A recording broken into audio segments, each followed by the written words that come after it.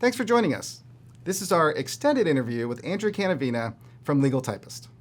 The first part of this video is from our GNGF Live, which happens every other Wednesday over on our Facebook page. The second part here, in this bonus extended interview, we dive into some of the security and ethical concerns of working virtual with your law firm. If you already saw the live, I'll put the timestamp to the exclusive extended interview below. And of course, be sure to like and subscribe though to follow along with all of our great conversations in legal marketing and the business side of running a law firm.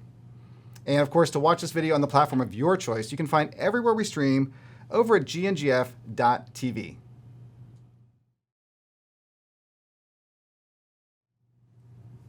Welcome to GNGF Live, your bi-weekly Ask the Experts about all things law firm marketing and business growth. Brought to you by the Legal Marketing Academy. I'm Mark Homer, author of Online Law Practice Strategies and founder of Get Noticed, Get Found. On this show, we focus on the business side of growing and running your law firm. So I'm really excited to have today's guest, Andrea Cannavina, CEO of Legal Typist, who provides strategic outsourcing for law firms. I've known Andrea for a while and have attended some of the events she sponsors in the New York area, so I know you're going to love this conversation. And as always, be sure to like and subscribe to our page, not just the video, so you can get updated when our next episode goes live. Of course, it never hurts for you to show just a little love and hit that like button on the video too. It really does help us a lot with the algorithms.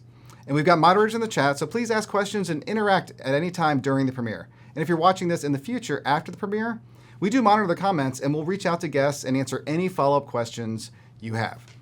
That's because we love you all and we love getting to meet you. So you can find a list of our upcoming workshops, CLEs, and any other events we'll be speaking on our website at gngf.com/events. And if you're looking for more legal marketing education, our sponsor, the Legal Marketing Academy, is a go-at-your-own-pace program with weekly live Q&A sessions giving members access to expert digital marketing trainers, an ever-growing library of tutorials and resources, as well as a supportive community of like-minded, growth-focused legal professionals just like you. Check it out at join.gnGF.com and stay tuned at the end of the video for a special discount code. You can check out a free sample, well, after this interview, of course, at that link in the chat. Check it out. I just heard last week, actually, that one firm used the training, coaching, and templates and added about $20,000 in revenue to his law firm just last month. That was awesome to hear. So, all right, let's get to the interview. Andrea Cannavina, thanks for joining me today. Thanks for having me. Awesome. So, I'm very excited for this conversation. As I mentioned in my intro, we go way back between conferences and everything, and even letting me attend some of your conferences when I was in New York. That was awesome, being able to kind of connect with some of the things you were doing back when we could do that and be in person. It's been a while. It has been a while, and I really do miss the in-person days, and I can't wait until they're all back again and I can go back around doing hugs over handshakes like I used to. Awesome. Well, I wanted to talk about and bring you on because you talk about going virtual. I don't want to say the word virtual. Let's talk about, I've heard you kind of describe it as, this is just the new way of work, right? This is the work of the future, the way to work in the future. It's a lot more flexibility involved and things. So, tell me what you think it's like working virtually in the 21st century. Well, what I always like to frame out for everybody in terms of working is you're only one human being, so you can only technically process so much. I call it bandwidth because it's not even so much in work anymore. Everything is so crisscrossy.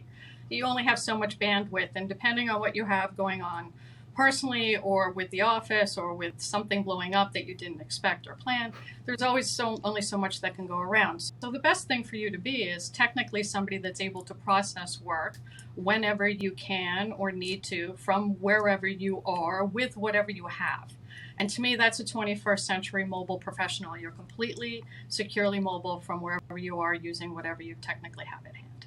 And when you say professional, that's not just the law firm owner, but that needs to be set up for the whole office, right? I mean, the whole team or outsource. Whatever. Correct. So there are people who have only offices of one, but technically, in a business sense, I'm talking on the bigger with your team members and able to coordinate everybody, like I said, in a secure and and coherent fashion. A lot of the things happen to everybody because everybody just got thrown into it, and I've just been doing it so long and been setting firms up so long that I'm trying to reach as many as I can to try to help them make sense of what they put in place to make do, but now needs to move forward, and it needs to roll forward, keeping the positives without trying to drag in the stuff that, the over zoom-ins and whatnot. Awesome. Yeah, and I totally get that concept of wherever you need to be, that you can kind of like check in and do the work you need to do. I like how it's not just being able to check in wherever you are, but actually be able to do the work you need to do at that time, right? I think it was really, really well put. I mean, we were just talking about this before the call, but I just went out to, across to the West Coast area there and took my son to college first time, right? A little crazy for us, but my team was giving me a hard time. It's like, aren't you supposed to be on vacation? And because I'm on Slack and I'm like still communicating and doing all the work we need to do. And I'm like, no, taking your son to college is not vacation. But but I was able to do the work I needed to do where I was, and because we've kind of set up that framework, and we've talked about that for years. But so what are some of the ways that like you would tend to get people in the right mindset here of like how they're going to go about this or what they should be thinking? Okay, so one of the things that I want people to think about immediately is using only the devices and the processes that are in place by the firm. Whether I'm going to talk at the firm level, not at the owner level. So if you're somebody who's working at a firm and you're given X, Y, and Z, you need to be able to take your personal productivity plan and mesh it with what's going on with that, because you never ever want to go over that security line. And that's technically what's being put in place. So you only work from the equipment and or through the technology that's been put in place by the IT people in the firm. Don't just openly email your stuff. Number one thing, email is more of a postcard than it is a sealed envelope. Been saying it forever. Stop openly emailing things. People's identities aren't getting stolen because more people are dumpster diving. It's because more people are openly emailing personally identifiable information, including attorneys. Just don't do it. There's so many different ways to get at it, and if you need help, people like me are right here. There's lots of different ways for you to be able to get at the information without necessarily opening it up to the World Wide Web. So caution, security, always with the mind's eye of keeping the information only on the servers or in the technology that's under the firm. Yeah, I mean, I've watched you talk full detail about security issues and stuff and ethics stuff, and I have some questions. I definitely want to get to that. But before I get there, let's just talk about some of the benefits. Right, so we talked about, hey, this is the new way to work, and somebody may be like, yeah, but whatever, I like going to the office, my team should be in the office and everything. Tell me some of the benefits you've seen working with law firms as they've kind of gone virtual or had the ability to go virtual. I think that was a couple of eye-opening things for me, because being a business owner and taking on our first, say, 100 attorney firm, and then watching as it rolled out and seeing who adopted and who didn't and figuring out why and why not, I was amazed at how many attorneys took to what I would consider a normal business function, but they'd been kind of denied the access. And once they were given the tools, they just rolled out and started working from wherever, whenever. And it was from the managing partner all the way down to the junior associate. It became convenient for them just to technically at that time, because this was really almost at the beginning of the World Wide Web, maybe even a little, no, not before, I'm not that old. But they would just pick up a phone and dial a toll free. And they found that the ability to be able to process from wherever they are meant if they were on vacation, but something needed to get done, they now had the ability to do it. So they could start compartmentalizing a little bit better. And that's when you started seeing the process people deciding Saturday mornings or Tuesday nights, and you'd see them start blocking. And then when you'd see the stuff that was coming through, it was more your time and billing or your cover letters or your standard stuff. And you saw how it is that attorneys in the field actually, when given the opportunity to work securely from anywhere, how they adopted it. And that's pretty much, I think, how I've taught out. It's to the individual on their level, how they do it, but it's always to the firm process or through the products that have been given to them to process. Yeah, and I mean, I've heard you talk about a specific process you take people through. Forget the words you use, but it's like kind of like looking at it from a very structured way of saying, hey, if we're going to go, if we decide this is something we need to worry about, like working in the 21st century the way everybody's going to want to work in the 21st century, and we want our firm to be there, what's this process you take people through? Mostly I like to take the firm owners that are trying to decide whether or not the number two cost to them real estate is worth it. And the answer is absolutely it is. Don't start hoteling your employees. Don't try to put them in a we all work together type of thing. Law is not that type. When people are coming into an office, it's because they need the focused work or they need the camaraderie. There's only two things that you're going into that office for, so do not take away the spot that they feel comfortable doing their focused work, doesn't matter where they are in the process. And certainly don't take away anything that you consider wasted real estate, because it's someplace where people can have a little bit of fun. As you pointed out earlier, you want your office to be a place where people can be convivial and cordial and civil and have collaboration time, face time, I call it eye time. And they can, there are so many physical things that we don't even see on Zoom and cues as human beings that we miss that aren't in the physical. So you need to have the physical space for them. So don't try to save money there. Don't skim. And then don't not trust your employees. If you've hired somebody and you trust them to do the work, it shouldn't matter to you where they're processing it from, provided security is provided for. So if you give them, then let them. Some employees will prefer to do work only when they're in the office. Some will prefer not.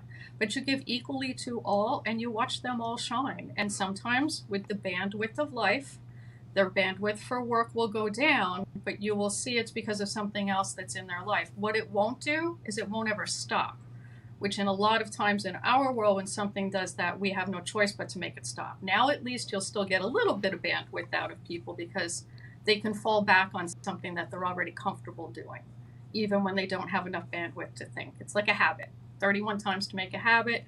Once you have the habit, you fall back on the habit, the system, the process. There's a million different words for it, but it's really the same thing. It's what you're used to doing and most comfortable doing. You will fall back on the idea of having the location for a certain type of work, like having your real estate, still having that office, but having people have the ability to work based on their own bandwidth and stuff. I love that because I like in this kind of, I don't want to call it post-COVID, wherever we're at, but in this hopefully toward the end, world where we had this this big shutdown, everybody was forced to kind of work a certain way and now are kind of still doing it.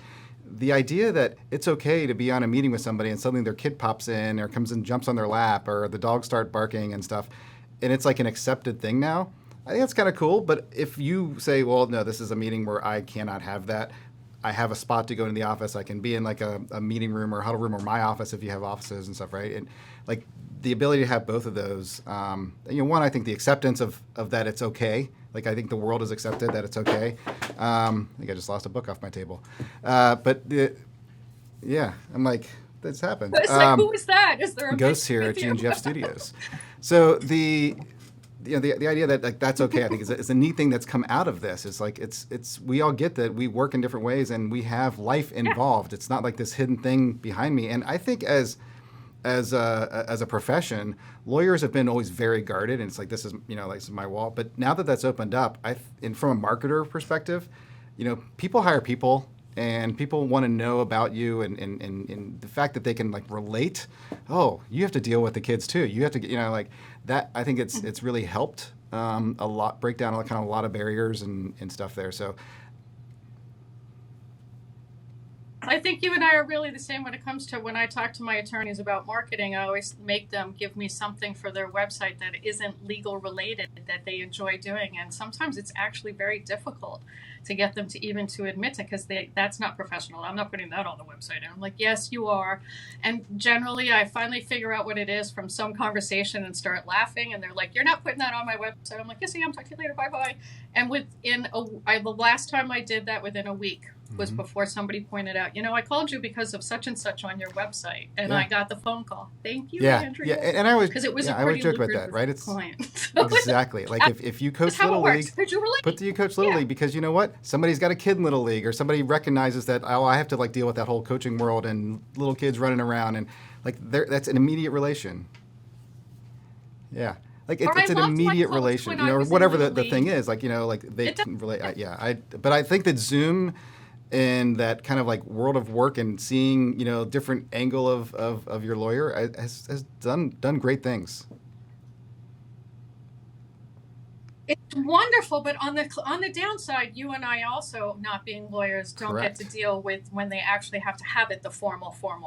And there's no joke. There's the tie that's on, the jacket that's on, you have to be doing what you're doing because you have now lost again the sense that we all get in the presence of other human beings, and now you're communicating your entire attorney professional image through a little screen. So it's amazing. None of us thought we were going to be becoming TV stars, but I guarantee you, every woman that's ever been on Zoom's been watching all these makeup things and buying tons of different stuff these days, because you can't look not even normally healthy unless you go through all of that in terms of trying to convey how professional you are. And even, like I said, even to the basics of doing the 5-minute face for women. You guys, I'm sure you get a little powder. Somebody made sure you weren't a little shiny, I hope.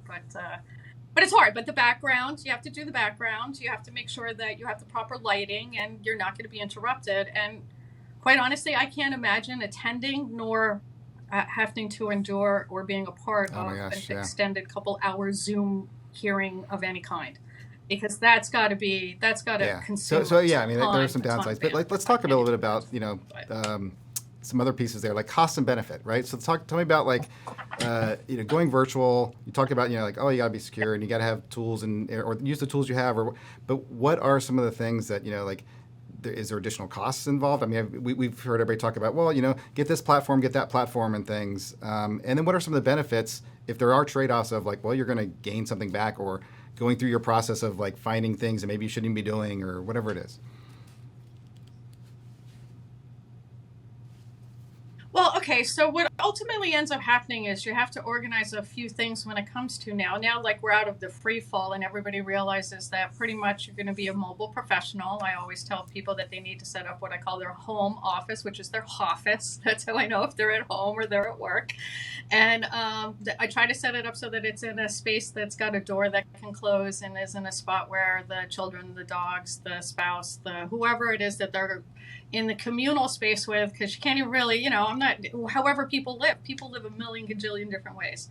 But ultimately, I try to make them at least partition off a corner where they put bookshelves or some other visual block between their regular life and their work life. Otherwise, you can't help it. You will always be focused on that one thing you have to get done tomorrow, and that's not healthy. So I'm trying to keep everybody, they say it's balance, but I kind of said this one a lot, but excuse me, balance is bullshit. There is no balance, and anybody that's ever tried to achieve balance knows how hard it is to get there and then how incredibly difficult it is to maintain. It's not about that. That's why I call it bandwidth, because that's about the flow. You can control the flow with tools such as my DAFT system, which is Defer, Act, File, Toss, which people use for email and paper and stuff.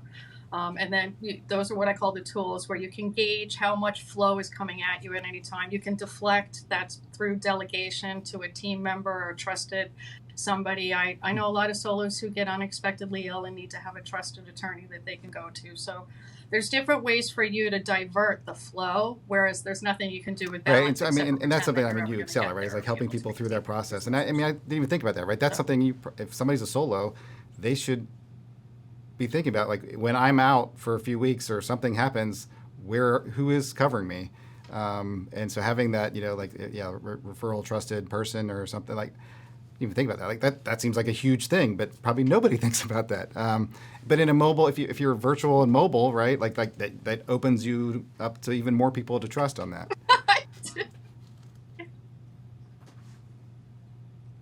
Well, let me put to you my own business with Legal Typist. I'm the most redundant thing that's there, and that's because if anything happens to me, there's too many law firms whose workflow is already, in process, that if they relied on just one person, that's the whole idea. So not only am I redundant, but each person and each process for Legal Typist is actually, I like to call it doubly redundant. And I love that, right? I mean, you could fail out twice using those terms, still process. be I was able thinking to process the term you've used.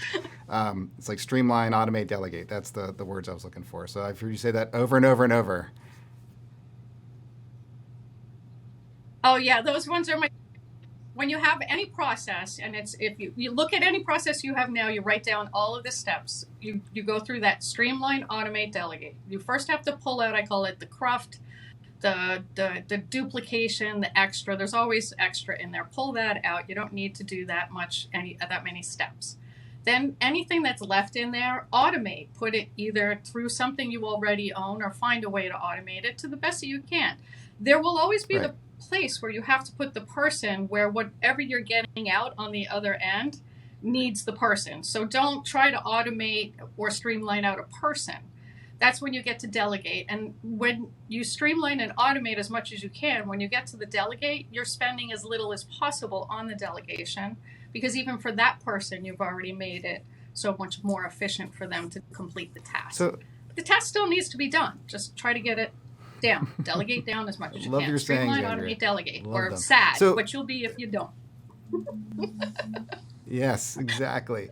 So let's I know, dive I'm into gonna need an streamlining, Andrea right? So to when meet we talk about everybody dictionary streamlining, soon. let's give some specific examples, right? Like, what are some specific things that you've seen, lawyers be able to kind of get off their to-do list and move to somebody else and streamline their process, like whether it's gaining time back or being able to work on the more important things? Just a few things off the top of your head. Oh. Okay, I'll start. I'll do very vague and just say keyboarding. Any kind of keyboarding that isn't, quote, active drafting of a document or something for which you're actively in your creative process for, that's keyboarding. That's data entry work. That's for a clerk. That's for your lowest down. That's not even for next down. You want to push that one all the way down, because that's where you're going to get the most effective use. You're going to, for instance, time and billing would be a perfect example. You're going to actually accurately keep track of your time and billing if you're not the one that has to keyboard it all the time. So how do you get it to that person? The fastest way you get to any person: use your voice, talk it out, record it, have somebody else type it. That's how we used to do it. It's keyboarding. Data entry into her ears or his ears and into whatever program, wherever it is. And one of the first things I make most firms at Legal Typists do, whatever document or process or whatever it is that they're asking task get done, at the end that the attorney themselves actually dictate it so that the team members at Legal Typists type it out, including the time and billing entry. So when it comes back to the firm, the person there has the least amount of work to do. And everything's already billed for because the attorneys are billing as they're finishing each project and task. So generally speaking, most firms have a jump in like revenue. let's say you're that 20 to 50 firm and you've got clerks and stuff. That's great. Let's say I'm, be another associate and a paralegal, and pretty much everything we want to be doing is billing, right? So what are your options there? Is that like kind of like working, is that something you guys help with that, or the outsourcing, kind of like you can literally outsource those things, right? That's the same thing. You will find, okay, so you can delegate, you can find somebody individually to take over that task that's even outside of the firm in a contract sense, so at least it's the least expensive to the firm. You can find a service that'll do it. There's several different ways for you to actually, in this world, delegate out these things, but you just have to be very specific in what it is that you're doing, and you have to know the steps, and you have to make sure that whenever there's a snag, I say this all the time: don't think person. If there's a problem, it's the process. Okay. Fix the process, because anybody that looks at that process, no matter how intelligent or not, should be able to complete all the steps. If not, you need to fix the process. Got it. And then having the process, you can hold the person accountable to it. And if that's how you know if the person's not right? If they're not following a process, that's the person. But if you know the process works, you can check it. But if you don't have a process, you can't blame the person. I love that. Right. I love that. And even sometimes your process is broken and the person is going through the steps. So you see what went wrong where, and then you try to figure out why. Because that doesn't sound like they would not, and it's really, sometimes it's an intuition thing, but a lot of times people are so frustrated that something didn't work that they just want to find someone to blame. So that's why I say, try to make sure that you're not the process, because the most valuable thing to any law firm right now is every human being willing to work for your law firm. Yeah. So, period. So I want to, so we've talked about kind of like moving mobile or having the ability to kind of work anywhere you are. Streamlining and delegating stuff, automating tasks, pushing stuff, whether it's outsourced or down. What I want to talk about is the ethics things you've seen, ethics issues, and some of the security stuff that I've seen you give whole presentations on. But we're out of time, so because we just rambled on stuff, but we're out of time on the Facebook. If you stick around, we can keep going, and I can put that up on YouTube on Friday. If you'd stick around with me. I'd love to. And before we wrap up, though, where can people find you, Andrea? Well, I'm Andrea Can on Twitter, and I'm AndreaCannavina.com online. And, pretty much if you put my name into Google, I've been around a while. Awesome. There's a lot to see. Well, we'll get those in the notes as well. So Daniel, our crack producer over here, has that. And stick with me 1 second, Andrea. I'll be right back. Awesome. Great. Thanks for joining us today, everyone. Be sure to like and subscribe to our Facebook page so you get notified when our next episode goes live. We have new interviews about law firm marketing and the business side of running your firm here every other Wednesday. We're going to keep going here in the GNGF studios, so you can watch the full extended interview with Andrea Cannavina this Friday over on our YouTube channel. We'll be diving into more detail about the ethics and security issues of working virtual in your law firm. And in the meantime, head over to join.gnGF.com and use the discount code LIVE to get your first month of what I talked about earlier absolutely free. We'll see you then.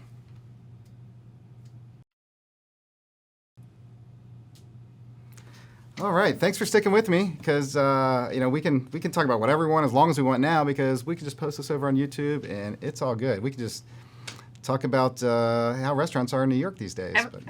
I'm still not back in the city yet, but I am actually starting up my monthly lunch. I've had so many people poking me and asking me, so September, I figure let everybody get back into the school and the routine. So my monthly lunch is actually coming back. So I'll keep you on note. I know you're never around, but if you're ever in New York, come on out to Hicksville. I still pick people up from the train and bring them to the restaurant with me. So nice. Yeah, if anybody over on the east in that area, check it out.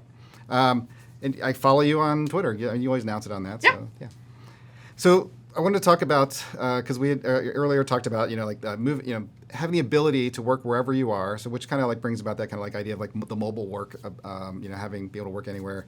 You talked about Streamline. You talked about automating, which scares people sometimes. It's like, oh, robots are doing my work or whatever, right?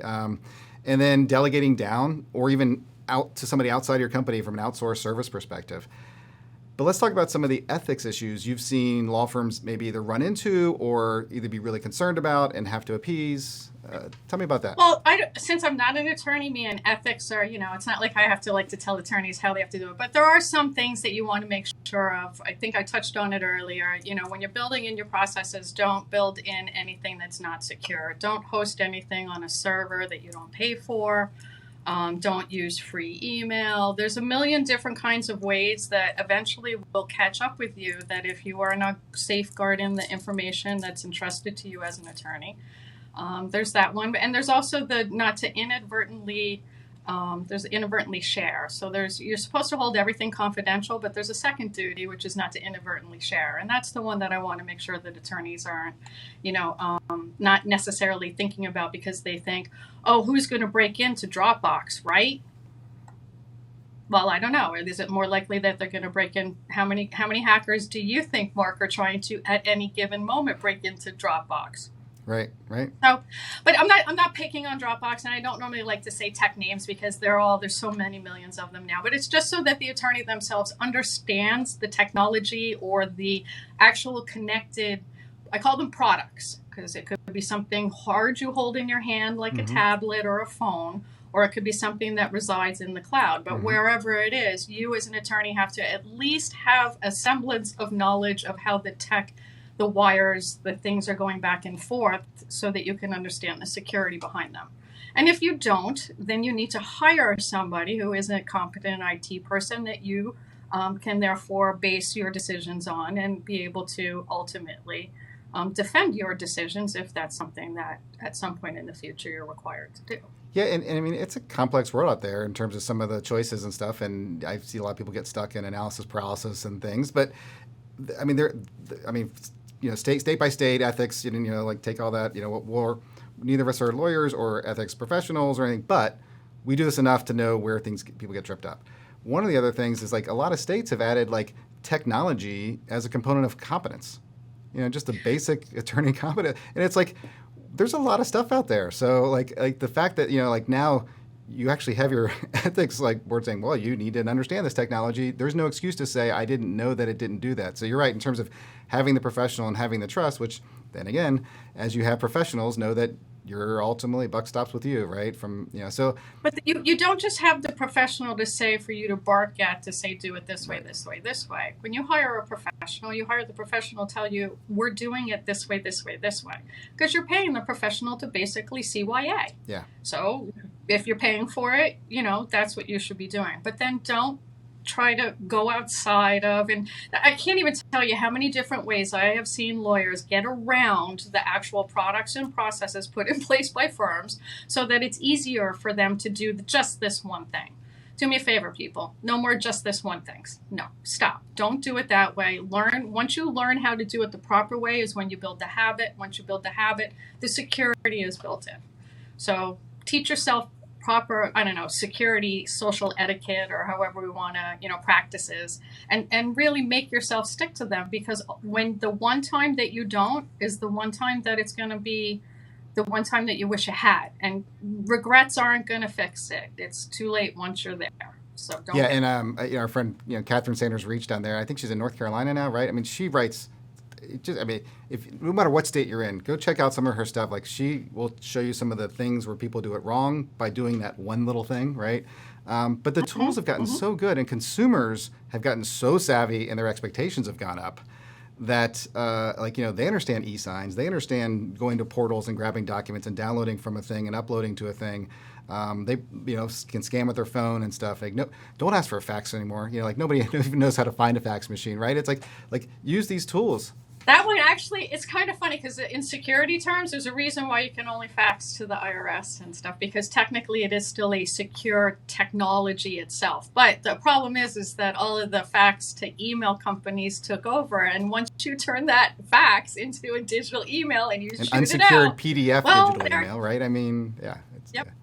PDFs can be scanned. Everything can be set to be scanned. So it's one of those things. Like you said, you have to have an active. And you have to understand the technology behind. Don't just sign up to a faxing service because you think it's faxing and it's safe.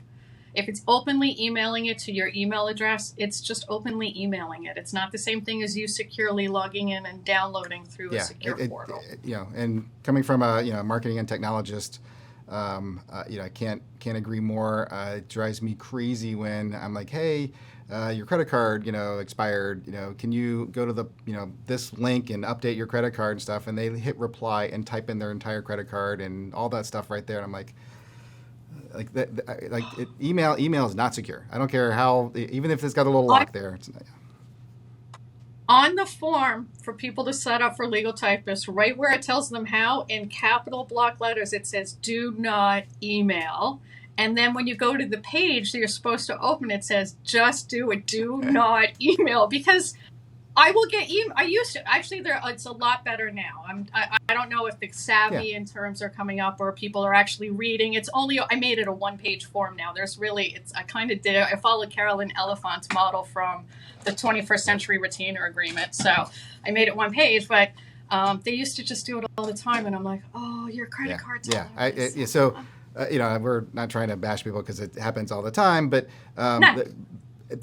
we have to overstate it. I mean, like, people just assume email is secure because it's the corporate system of record, but it's not. It's not a system of record. It is just a communication, and it is like just yelling out the window, right? So, World Wide Web is like basically going out into an electronic park, and you're standing there in a digital footprint, and everybody can see you and anything you're holding onto, any files or anything. There is no privacy on the World Wide Web. It's a fallacy. There is no such thing. Let's keep scaring people. But with some of the other securities, I've been doing it for decades now. And by the way, we're saying use this stuff. We're just saying use it right and responsibly. Yeah, and then know what you're using. There are you always talk about the big tech promises and stuff, right? I mean, there's things out there where you'll hear, oh, it's fine, but just know what you're getting into. Like you just mentioned, one of the cloud file share providers, right? There's some that have better systems and tools for securing things than others. Some are more consumer grade and some are more professional grade. There are legal specific. Correct. Even Gmail has a suite of services that have kind of like more of a legal specific bent to them in terms of records management and that kind of stuff. And that's the email side that we're saying isn't great. Right? So there are tools out there. Just know what you're getting. And fortunate thing about law firms is there is a lot of legal specific companies that are trying to do this for lawyers that have all the right things and the best they can do. Right? I mean, it's still the web, but even the terms of service, all these things are like meant to for lawyers and stuff. And I think that's great. I mean, there are some safer choices, but like you're just saying, go in with your eyes open, but you do need to be aware of this, right? It's 21st century. Like this is what you're doing, and your consumers are expecting it. Anybody can do anything, and I've been going to Legal Tech New York for a long, long time. And one of the things that we used to do when we would go is, have you been here a year? Like, oh look, those people are gone. Oh look, those people are gone. Because it's not an easy thing to work in the legal vertical or position a new technology or product from within it. So to have something that's successful year over year is basically, as somebody whose role it is to go to these conferences and hunt out the best and brightest so that I can recommend it to my own client base, I wouldn't even bother talking to somebody if I hadn't seen them for at least a year. Yeah, and that's fair. now It's I'm been probably that on long 3 enough. years because it seems that more of the companies have been going, after venture capital so they can exist for a few years, but that's not it. That's not what I'm here for. I'm here for things that people are in the trenches need. And there's a lot of those coming out too. It's just hard to identify them. That's all. Especially now that we only have virtual. That it wasn't the best legal But tech New York this year. we'll get back to it. But yeah, so the technology's there. Like I think you're kind of saying, hey, if you need to upgrade, Yes. but if you already have the tools, and maybe you have enough tools to do this, just make sure you have the processes in place. Make sure the processes understand the security, Right. and by the way, it's not just for the person watching this; it's their entire team needs to understand the pitfalls and stuff too. 'Cause Yes. yeah. Right. It's not just the pitfalls, but I like then that the word. Expectations. That's where the process comes into play. Yeah. So everybody knows when the process is in place and it's known what's expected. Perfect example, legal typist. Every client knows within 24 hours their work will be coming back. So whoever it is in the firm, their job to finish and finalize or do whatever, they can plan for that tomorrow because there's always extra time on the other end, and that's how we do it. It's a 24-hour service. Same kind of thing that you need to do when you're outsourcing or when you're delegating down. And in today's day and age, just the hardest thing, and for everybody to remember, is urgency. If you need something done right now, pick the human being that's around you and work with the human being that's right there with you, because urgency when you're trying to control or when you're working in what I call a work at will kind of control flow, is when something urgent comes in, it kind of messes everything up and makes everything go kablosh. So it's always best pull your highest resource, but your best resource in if there's an emergency. But then for standardized work, watch what people do. People are far more productive when given the opportunity than employers realize. And I don't know about you. I mean, I assume it's not just about pay. You've probably seen this too, but the more you do that process work, the more you say streamline, automate, and delegate, right? The more you do that, the less the emergencies and the fires happen. I mean, it's really interesting how you get into these, routines that kind of protect against that fire that happens in the emergency. I mean, it happens. Look, we all, but it happens a lot less. And so the work at will and stuff becomes more of the follow the process. Awesome. Well, thanks for sticking with me a little extra and diving into the ethics and security stuff. Hopefully we didn't scare anybody because the stuff is good. The stuff is out there. You should be using it. Just go in with your eyes open. So thanks for giving all those awareness points to the audience here. And thanks for sticking with me and just coming on. It's been too long since we seen each other in person. So thanks for coming on and at least seeing you on a video screen. You know what? Let's not make it so long next time. And don't forget, if you're in New York, look me up. We still got to get to, what is that? Tito's Tuesdays. Yeah. Inside joke, everybody. All right. Thanks, Andrea. We'll see you later. Hey, what's up? I'm Josh. Thanks so much for joining us. If you feel like you learned something today, think of how beneficial it would be to chat with myself or another one of our marketing consultants one-on-one. Go ahead and visit our website to schedule your free consultation. It only takes a minute.